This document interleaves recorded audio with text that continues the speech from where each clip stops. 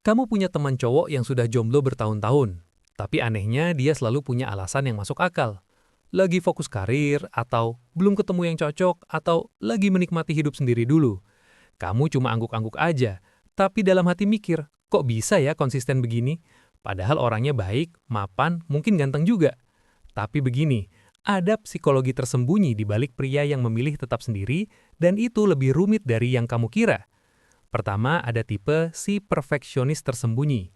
Dia bukan tipe yang terang-terangan bilang cari yang sempurna, tapi di dalam kepalanya ada daftar syarat yang bahkan dia sendiri tidak sadar. Setiap kenalan sama cewek, pasti ada aja yang kurang. Terlalu pendiam, terlalu cerewet, terlalu mandiri, atau malah terlalu butuh perhatian.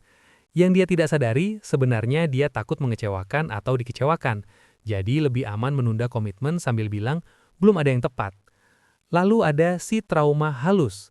Bukan trauma besar yang dramatis, tapi kumpulan pengalaman kecil yang bikin dia jaga jarak.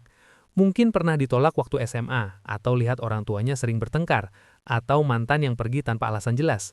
Dia tidak hancur, tapi ada dinding tak terlihat yang bikin dia selalu siap mundur begitu ada yang mulai serius. Aku belum siap pacaran sekarang, padahal sudah 5 tahun bilang begitu. Tipe ketiga, si nyaman sendiri. Ini yang paling susah dikenali. Dia benar-benar menikmati hidup sendiri, punya hobi, teman, dan rutinitas yang dia suka. Masalahnya, dia sudah terlalu nyaman sampai usaha untuk kenalan atau menjaga hubungan terasa mengganggu. Bukan benci orang, tapi tenaga sosialnya terbatas, dan dia lebih pilih pakai untuk hal lain. Pacaran jadi terasa seperti kerjaan tambahan yang tidak penting. Yang menarik, ada juga si takut kehilangan jati diri. Dia lihat teman-temannya yang sudah pacaran atau nikah, lalu jadi berubah. Hobi berkurang, waktu terbatas, prioritas berubah. Dalam hatinya mikir, aku tidak mau jadi seperti itu. Jadi tanpa sadar dia merusak setiap hubungan sebelum mencapai tahap serius.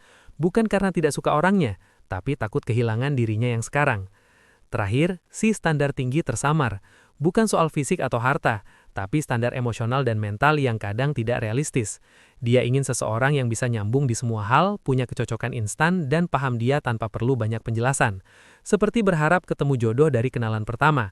Setiap kenalan baru dibandingkan sama gambaran ideal di kepalanya. Yang paling ironis, kebanyakan dari mereka sebenarnya ingin punya pasangan. Cuma ada pertahanan diri yang bikin mereka terjebak di pola yang sama. Mereka tidak sadar kalau yang mereka anggap sebagai pilihan sebenarnya adalah hasil dari ketakutan atau luka lama yang belum diproses. Kamu lebih mirip tipe yang mana?